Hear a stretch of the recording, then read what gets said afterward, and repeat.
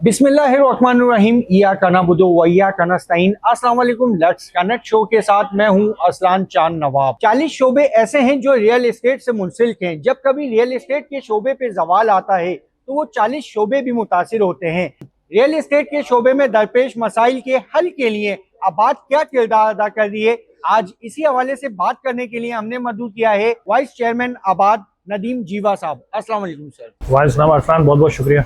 नदीम साहब, मुझे बताइएगा कि दुनिया भर में रीरा का इस्तेमाल किया जाता है, पाकिस्तान में इसका निफाज किया जा रहा था, वो क्यों ना हो सका, और अगर रीरा का निफाज पाकिस्तान में हो जाता है तो किस हद तक बेहतरी आएगी?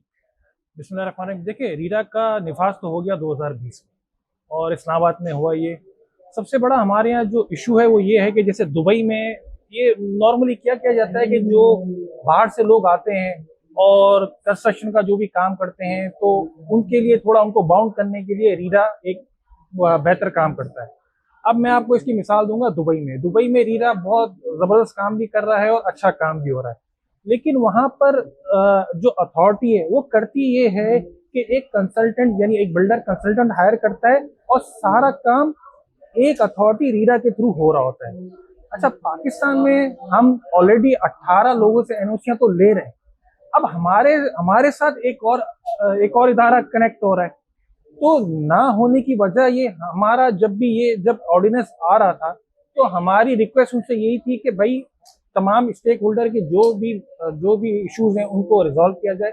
जैसा हमने कहा ठीक है आप रीरा ले आए, फिर हमें सिंगल विंडो भी दें, ताकि हमें दूसरे इदारों में ना जाना पड़े। आज हमें क्या होता है, हमें पोर्टल होने के बावजूद, आपको पता है आप पोर्टल हो गए एसबीसी पोर्टल होने के बावजूद भी हमें मैन टू मैन कनेक्ट करना पड़ता है। पोर्टल बन गया, मिसाल के तौर पर पोर्टल हो गया तो वो पूरा कंप्यूटराइज होना चाहिए, मुझे हर इंफॉर्मेशन उस पर मिलनी चाहिए, लेकिन अभी भी ये नहीं है। हमारा कोई भी मैप जो है वो पोर्टल पे तो जमा होता है, लेकिन उसके बाद उसे फॉलो अप करने हमें खुद जाना पड़ता है। तो रीरा जो आपने सवाल किया, आप अच्छी बात है रीरा यहाँ पर हो, लेकिन हमारी आबाद के प्लेटफॉर्म पे एक ही हमारी रिक्वेस्ट है कि इस रीरा के तहत हमें वन विंडो फराम किया जाए और वही इदारा हमें हर चीज की यानी कि इलेक्ट्रिक हो गया, सुई गैस हो गया, वाटर कनेक्शन हो गया और फॉरवर्डिंग जो होती है वो उसी के थ्रू हो। अच्छा सर, मुझे बताइएगा कि रीरा के बारे में लोगों को मालूमात नहीं है। जैसा आपने बताया कि 2000 के अंदर इसका निफाज किया गया था, क्या ये निफाज हो गया? अगर हो गया तो इसके बारे में लोगों को मालूमात क्यों नहीं है? ऐसी कहाँ लैकनेस है, कहाँ पे ये लैकनेस हो रही है जो इसके बारे में लोगों को आगाही नहीं दी जाती? देखिए हसन, आपने जो सवाल किया मैं एक और भी चीज ऐड करूंगा। हमारे यहाँ सबसे बड़ा प्रॉब्लम कहाँ आता है कि हम आज से वो कानून जो है ना लागू कर देते हैं। देखिए, दुनिया में कहीं भी कोई नई चीज आती है ना तो उसकी एक्सरसाइज एक साल पहले की जाती है और लोगों को अवेयर किया जाता है। मिसाल के तौर पे मैं आज से आपको कहूँ कि आज से आपने जो है ना इस रोड से गाड़ी नहीं एंटर करनी है तो वहाँ ट्रैफिक जाम हो जाएगा, लोगों को समझ नहीं आएगी।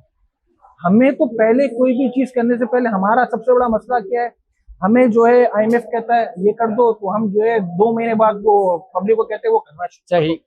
जब तक पब्लिक को उस चीज को यूज टू नहीं बनाओगे, आप पब्लिक को बताओगे नहीं कि ये रीरा में आपको किस तरह एंटर होना है, आपको बिजनेस किस तरह करना है, आपको इसमें कॉम्प्लिकेशन क्या है, नहीं बताओगे तो किस तरह करेंगे। देखिए, कानून बनाना तो बहुत आसान है। आज हम कोई कानून ले जाते हैं, असेंबली में ले जाते हैं, पास करा लेते हैं, लेकिन उसकी इम्प्लीमेंटेशन आम आदमी को किस तरह करवानी है, ये हमारा जो लैक है ना इसको खत्म होना चाहिए। और आपने जो कहा कि लोग क्यों नहीं आ रहे, लोग ना आने की वजह ये कि लोग डरते हैं कि 18 जगह से तो एनओसी लेते हैं, फिर हमारा 19वां दरवाजा खुलेगा, वहां से भी हमें एनओसी लेनी पड़ेगी। दूसरा ये होगा कि जब कोई प्रोजेक्ट बनेगा तो उसकी पेमेंट भी वहां से रिलीज होगी, वो ओके करेंगे। और आपको पता है हमारे यहाँ निजाम क्या है, इस तरह हमें बिल्कुल। तो इसलिए लोग डरते हैं। और मेरी आपके चैनल से ये एक रिक्वेस्ट है कि इस चीज को अगर करना है तो पहले लोगों के अंदर अवेयरनेस पैदा करें। अच्छा नदीम साहब, ये बताइएगा कि कंस्ट्रक्शन मटेरियल रेट इस वक्त बहुत ही ज्यादा, मुल्क महंगाई की तरफ जा रहा है और कंस्ट्रक्शन मटेरियल रेट भी बड़ी महंगाई की तरफ जा रहे हैं, तो इस मटेरियल रेट में रोज बरोज इजाफे से आम आवाम पे क्या असर पड़ रहा है?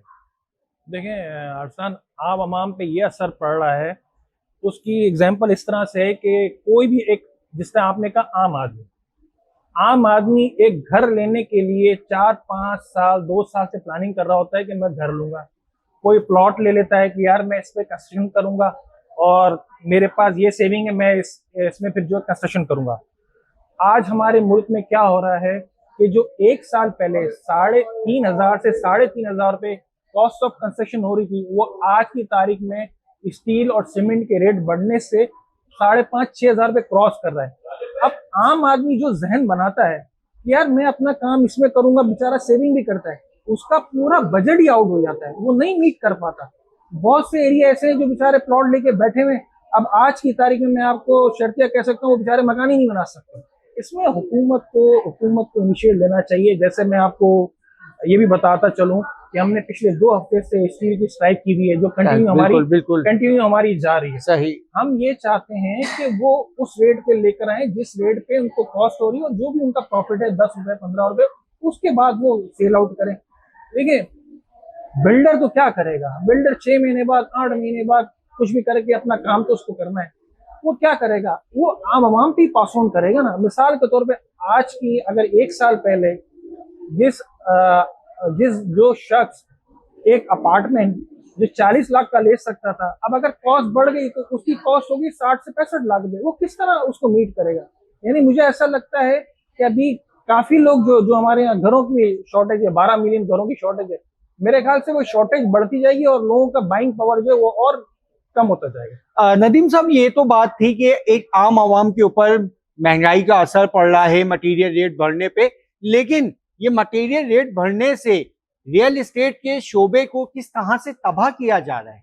मैं समझता हूँ कि हुकूमत को, जैसे हुकूमत कहती है ना कि रोटी कपड़ा और मकान, हम हमेशा आबाद के प्लेटफॉर्म से ये कहते हैं कि ये काम आप छोड़ दें, ये काम बिजनेसमैन करेंगे। जब बिजनेसमैन को आप बिजनेस मौके देंगे तो जॉब भी क्रिएट होंगी, और जब जॉब्स क्रिएट होंगी तो वो अपने वसाइल से वो रोटी भी खरीदेगा, वो मकान भी खरीदेगा, वो सब कुछ कर सकता है। लेकिन अगर हम उनको फैसिलिटीज नहीं करेंगे, देखिए ना, अब एक छोटी सी मिसाल है, मैं आपको एक ऐड करता हूँ, क्योंकि हम और आप मिसाल से समझते हैं। अच्छी बात है। देखें पॉलिटिकल में कोई हमारा ना किसी से पॉलिटिकल एफिलिएशन है, लेकिन आप देखें एक इत्यादि नाराज होता है तो हमारे वजीर आजम भी उसके पास पहुंच जाते हैं, हमारे फाइनेंस मिनिस्टर भी पहुंच जाते हैं। लेकिन जो इस इंडस्ट्री का इतना बड़ा आज नुकसान हो रहा है, आज 2 हफ्ते से हम स्ट्राइक पे बैठे हुए हैं, ना कोई हमारे पास मिनिस्टर आ रहा है, ना हाउसिंग का कोई मिनिस्टर आ रहा है कि भाई आपको क्या तकलीफ है, हम उसको दूर करते हैं। मैं समझता हूँ इनको, और आपके चैनल से मैं एक और भी बात अच्छी लगे या बुरी लगे, मेरे ख्याल से अभी हमारे पास 2 जो है फाइनेंस मिनिस्टर होने चाहिए, एक IMF के लिए और एक बिजनेसमैन के लिए, कि वो देखिए किसी का काम नहीं रुकता। सही। देखिए हम भी मिसाल के तौर पे 18 डिपार्टमेंट में हम जाते हैं, हमारी NOC सब कुछ करते हैं, हम क्लाइंट भी डील कर रहे होते हैं। हम क्लाइंट को ये नहीं कहते कि जी हम NOC के लिए कहते हैं आपसे बात नहीं करेंगे। इसी तरह हमारे मिनिस्टर को भी ये होना चाहिए, फाइनेंस मिनिस्टर को भी, वो IMF से डील करे, किसी से भी करे, बिजनेसमैन को टाइम दे। जो लोग आपकी बिजनेस इकोनॉमी लेके चल सकते हैं, जो आपको मेंटली रिलैक्स कर सकते हैं, आपको टैक्स में हेल्प कर सकते हैं, आपको बिजनेस की एक्टिविटी में हेल्प कर सकते हैं, आपको यानी जॉब्स में हेल्प कर सकते हैं, कि आपको ना जॉब्स क्रिएट करनी है। हमारी इंडस्ट्री वो है, जैसे आपने स्टार्ट में कहा कि 40 इंडस्ट्रियां मुतासिर होती हैं, तो सिर्फ हमारा काम बंद नहीं होता, टाइल वाले इफेक्ट होते हैं, फर्नीचर वाले इफेक्ट होते हैं।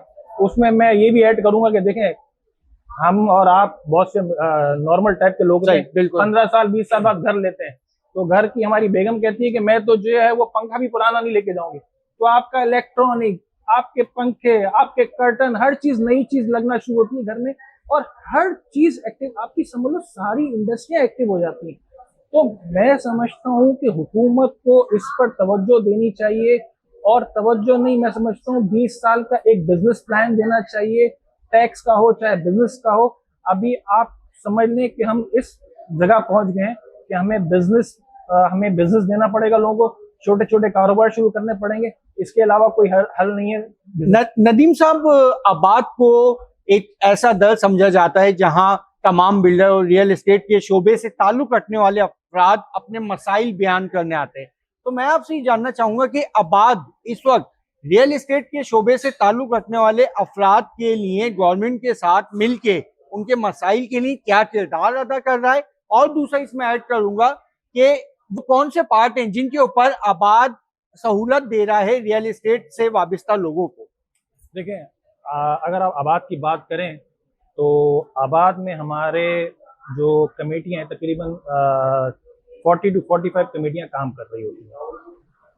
आबाद के मेंबर्स जो भी आते हैं उनको फैसिलिटेट किया जाता है, उनको गाइडलाइन दी जाती है, उनके जो भी इश्यूज आते हैं SBCA के हवाले से, इलेक्ट्रिक के हवाले से, इन्वायरमेंट के हवाले से, आबाद जो है पूरी तरह उनको सपोर्ट भी करता है।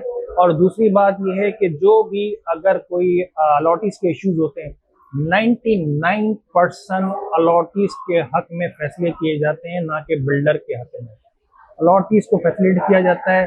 हर महीने में हमारी 2 से 3 कंप्लेंट के हवाले से मीटिंग होती है, जो कि उसको अल्हम्दुलिल्लाह रिजॉल्व भी किया जाता है।